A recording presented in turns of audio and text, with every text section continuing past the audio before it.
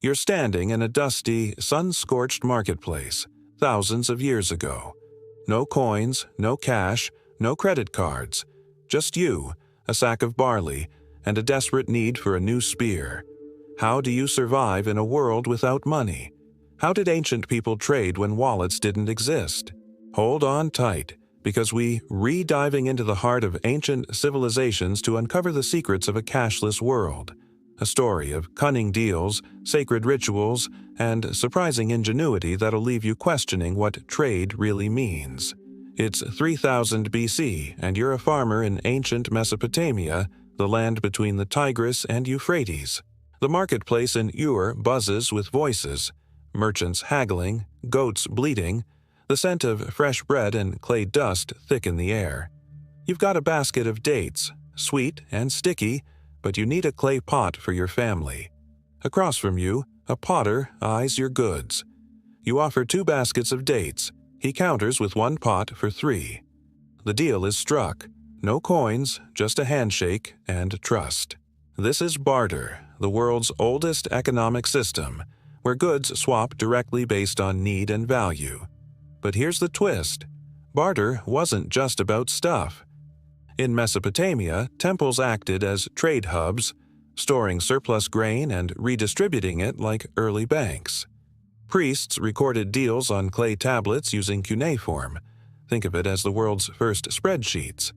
Surprising fact, they even used standardized goods like barley or silver as proto-money to measure value. Imagine agreeing your dates are worth 1 shekel of barley without ever touching coins. As you carry your new pot home, a question lingers. What happens when no one wants your dates? Now, leap to ancient Egypt, 2500 BC.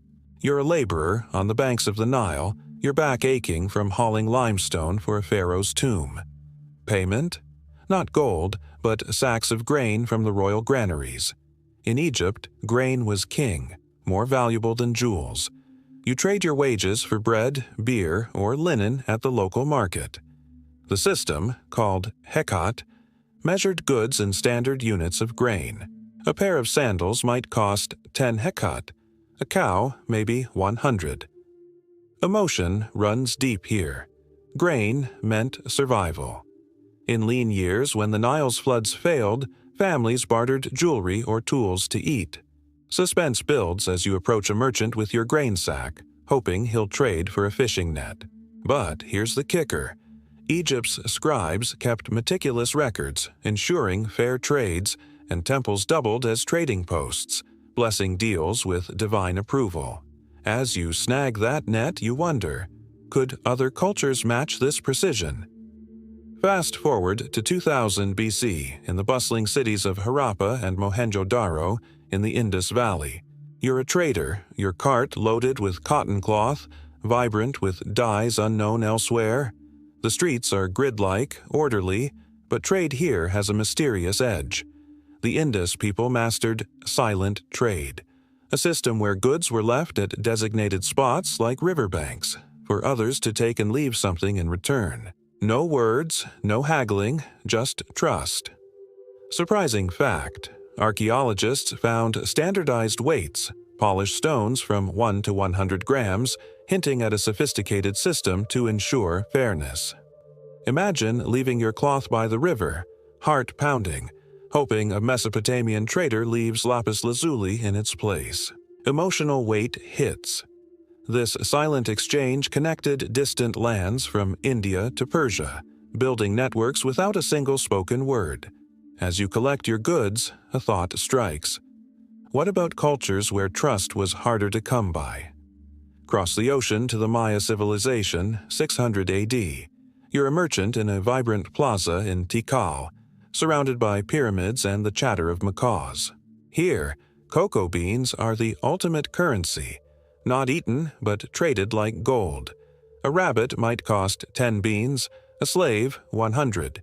You offer a jade necklace, hoping to score a sack of these precious beans. The catch? Cocoa was sacred, linked to the gods, and traders carried it in pouches like treasure. Here's the suspense. Counterfeiting was real. Some filled empty cocoa husks with dirt to scam traders. Imagine the fury of discovering your payment is worthless.